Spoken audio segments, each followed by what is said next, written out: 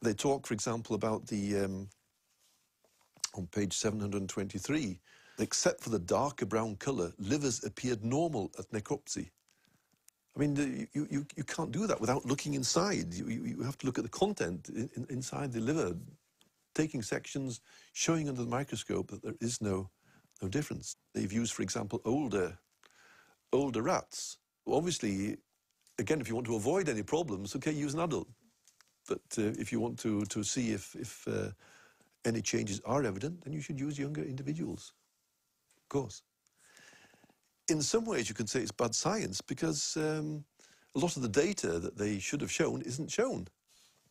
But did you try, for instance, to get access to the raw data? I didn't. A colleague of mine did, and spent quite a frustrating length of time going through different offices and so on. But finally, the answer was the answer was no. If there was nothing to hide, then there should be no problem. You should be willing to distribute your material for anybody to do work on. And when you keep it tight, then you suspect that there's why is this the case? One thing is sure, thanks to this limited study, Monsanto's GMOs have inundated the world, principally in North and South America, Asia, and Australia. After only 10 years, transgenic crops now cover 250 million acres.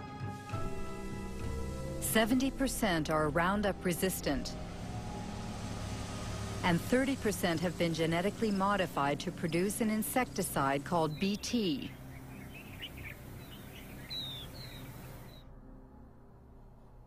Since 2001, the company has published a yearly document titled The Pledge Report, a kind of ethics statement in which Monsanto tries to justify its business practices.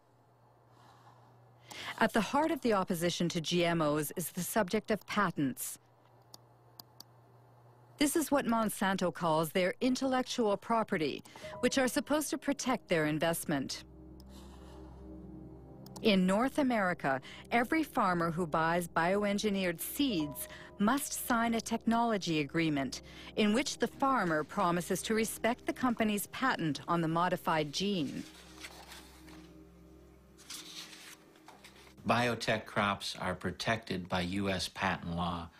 And so I may not in any way save seed to replant the following year. It's something that is a protection for Monsanto, for biotech companies, because they literally invest millions and millions of dollars to produce this new technology. And how can Monsanto know that someone, for instance, replant harvested seeds?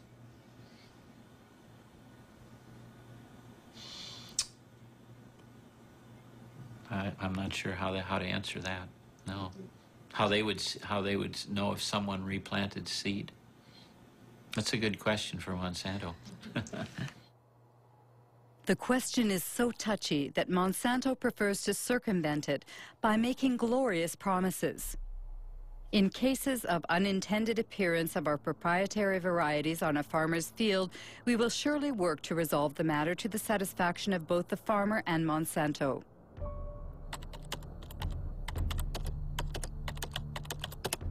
The reality seems much less idyllic. The Center for Food Safety in Washington, D.C. published a study on farmers sued by Monsanto for having not respected its seed patents. It found at least 100 lawsuits and many bankruptcies. Among the victims, Troy Rush, an Indiana farmer.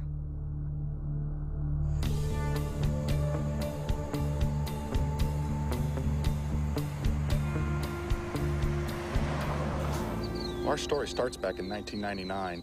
A gentleman, and I use that term loosely, showed up at my mother and father's farm, and he claimed to be a private investigator hired by Monsanto. And he was out investigating farmers saving their own seed, and asked us, he'd come right out and ask us if we'd saved their seed. And We told him no, we had not, and offered up our herbicide purchases and seed purchases, all the receipts and everything. Told him where everything was purchased so he could go check it out for himself. He declined that offer. And what occurred is then they sued us. Monsanto filed a lawsuit against myself, my father, and my two brothers. And Monsanto presented us with documents that they claimed were samples taken from our farms. To obtain those samples, Monsanto had to have trespassed upon our land without our permission and stole those samples. That year, I recall we had 492 acres of Roundup Ready soybeans. And they were growing under contract for a company for seed. And the contract was very specific. It spelled out the specific fields, so it wasn't a problem in isolating those fields. Everybody knew it. And why did you settle out of court with Monsanto? Well, after 2.5 years of this, the family was just destroyed. The stress involved in this, I mean, they're in essence threatening 5 generations of work. And if they would to prevail in something like this, it's all gone. They take it all away. They take it all away. Good morning. Morning, sir. How are you this morning, Troy? I'm well. How are you, David? Still surviving? Good. Troy Roush and David Runyon grow conventional soybeans. They have been victims of the so-called gene police. Created by Monsanto to enforce its law in the fields, the gene police sow fear in rural America, where farmers denounce the totalitarian methods used in a GMO-dominated world. I have some pictures here for you, Troy, I'd like you to look at. Okay. Here's what I have done, Troy, to help prevent re-entry on my farm of anyone coming onto my farm. It was in July of 2003, and they came, it was the latter part of July, they came to my house. It was like 7 p.m. Who came? Monsanto employees. And they presented me a business card. And they asked me a few questions about the kind of soybeans I plant, the kind of corn I plant, where I market my crops. And so I said, okay, that's the end of the conversation. Yeah, patents have changed. They've changed everything. It revolves with a relationship of trust with neighbors. That is gone. Myself, I probably only have 2 farmers that I talk to that are close to me. Are they really afraid, the farmers? Of course they're afraid. You can't defend yourself against these people. They've created a little industry that serves no other purpose than to wreck farmers' lives. Of course they're afraid. Does it mean that you're afraid, for instance, that the neighbor can snitch on you? Yes. Yes? Yeah. Yes. All you have to do is Dial 1-800. dial 1-800 Monsanto. Or no, I'm sorry, 1-800 Roundup. I remember encouraging farmers to call this toll-free number and turn their neighbor in. And why does Monsanto do that? Well, the reason they do it is control. Seeds? Yeah. They want to control the seed. They want to own life. I mean, this is the building blocks of food we're talking about. They are in the process of owning food. All food.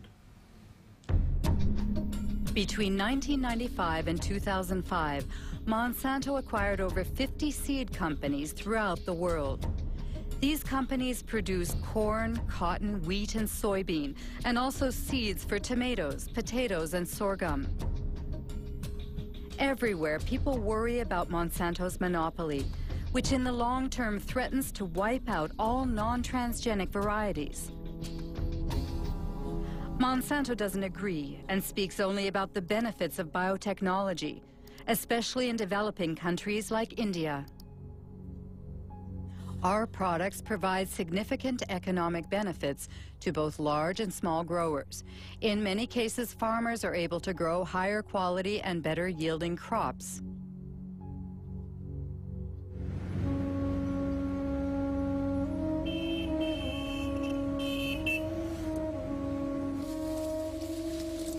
India is the world's 3rd largest cotton producer. In 1999, Monsanto acquired Mahiko, the country's leading seed company. 2 years later, the Indian government authorized the sale of BT cotton under the brand name Balgard. It is genetically modified to produce an insecticide which repels bollworms, a cotton parasite.